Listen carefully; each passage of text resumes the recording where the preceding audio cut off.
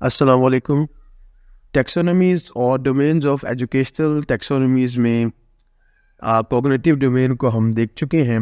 Cognitive domain کو ہم Bloom's taxonomy بھی کہتے ہیں، اور ہمارے جو FPSC لیکچرر ٹیسٹ میں جو پیڈاگوجی پورشن، ایجوکیشن پورشن، اس میں بلومز ٹیکسونومی کا ہی ذکر ہے، باقی دو ٹیکسونومیز کا ذکر نہیں ہے. مگر اس سے بھی MCQ یا کویشچن آ سکتے ہیں، یا صرف انفارمیشن کے لیے ہی میں نے ان دونوں کو بھی ایڈ کر لیا. ہمارے پاس 3 ٹیکسونومیز ہیں اور تینوں کے تینوں پر میں نے ویڈیوز بنا دی ہیں. سو آج ہم سیکنڈ ڈومین، افیکٹو ڈومین کو کور کریں گے.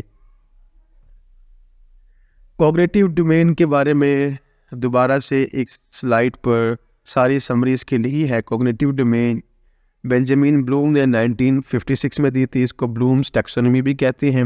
ڈیل کرتی ہے ہیڈ کے ساتھ، head thinking and mental skills یا برین کے ساتھ.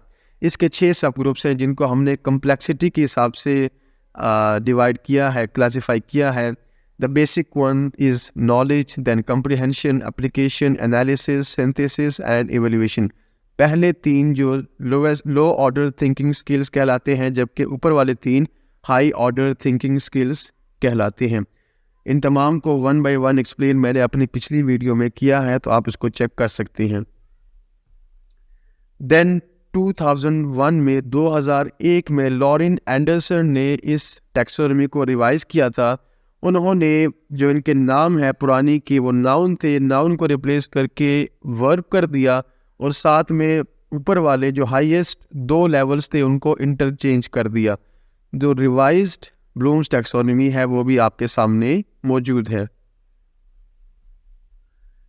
اب ہم جس ڈومین کا ذکر کریں گے وہ ہے افیکٹو ڈومین، جو کہ کراتھوول نے 1964 میں دی تھی.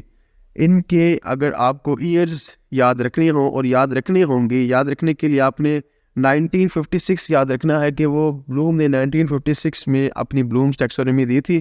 اس کے 8 سال بعد 56 میں 8 جمع کریں 1964 میں کراتھوول نے افیکٹو ڈومین دی تھی، اور اسی کے ٹھیک 8 سال بعد 64 + 8 1972 میں تیسری جو سائیکو موٹر ڈومین ہے وہ آئی تھی. تو یہ آپ کو یاد رکھنا ہے.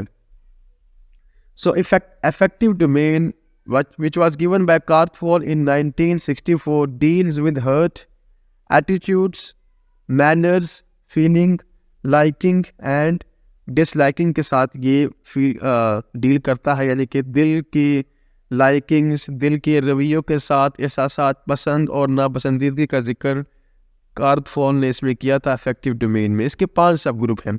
سب سے پہلا اٹینڈنگ، کسی چیز کے بارے میں راغب ہونا، اس کو اہمیت دینا. Then responding, then valuing, organising and then characterising. تو ان تمام کو ہم 1 by 1 ڈیٹیل سے اسٹڈی کرتے ہیں.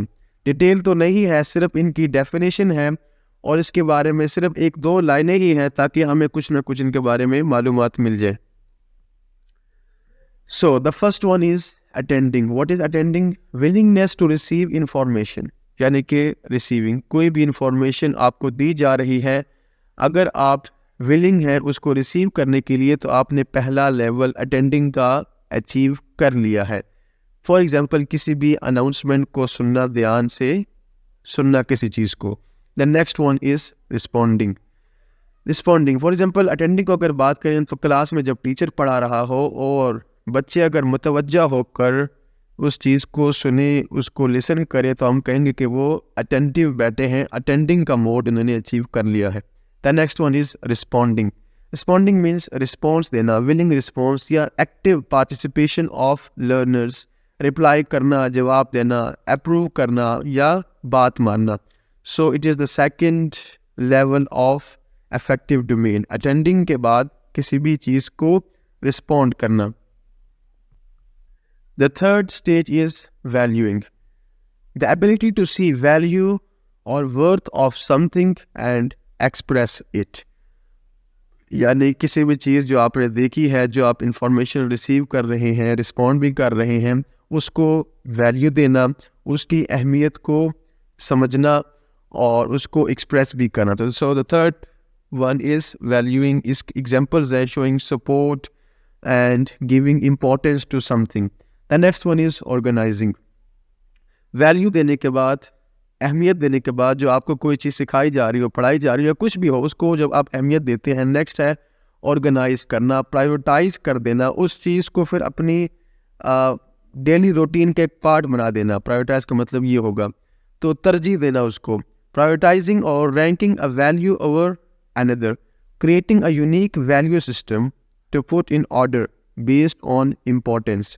فار ایگزامپل اگر ہم کوئی بھی کام جو کہ آپ کرتے ہیں، جو کہ آپ کو اچھا لگتا ہے، تو پھر آپ نے اس آرگنائزیشن میں آپ نے اس کو پرائیورٹی دینی ہے، اس کو پہلے رکھنا ہے، اس کی امپورٹینس، اہمیت دیکھتے ہوئے اس کو ٹاپ پر رکھنا ہے. تو یہ ایک آرگنائزیشن اس میں آ جاتی ہے. چوتھا سٹیج ہے، اگر پڑھائی کو آپ امپورٹینس دیں گے تو پڑھائی آرگنائزیشن میں آپ پرائیورٹائز کر دیں گے، اس کو اوپر رکھ دیں گے، اس کو ویلیو دیں گے.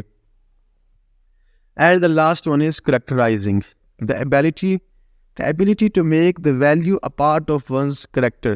جو ability، جو value آپ نے سیکھ لی ہے، جس کو آپ نے پرائیورٹائز کر دیا ہے، اب اس کو اپنے کریکٹر کا پارٹ بنا دینا.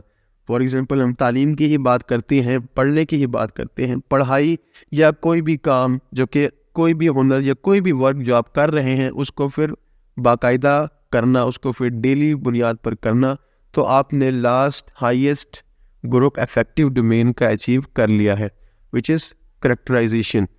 سو practice continues to carry out until the value become parts of one code behaviour which is beliefs. So یہ 5 سٹیجز تھی افیکٹو ڈومین کی، جو کہ کارتھ-وال نے دی تھی. دوبارہ سمری یہاں پر لکھی ہے. افیکٹو ڈومین کارتھ-وال نے 1965 میں دی تھی. اس کے 5 سب گروپس ہیں، 5 لیولز ہیں. اور ایک امپورٹنٹ بات کہ ہمارا جو ایگزامینیشن سسٹم ہے وہ افیکٹو ڈومین کو میئر نہیں کر سکتا، کیونکہ یہ سسٹم فیلنگس کو، لائکنگ ڈس لائکنگ وغیرہ کو میئر نہیں کر سکتا. سو دوستو، یہ تھی آج کی ویڈیو. اگلی ویڈیو میں دوبارہ ملاقات ہوگی، تب تک کے لیے اللہ حافظ.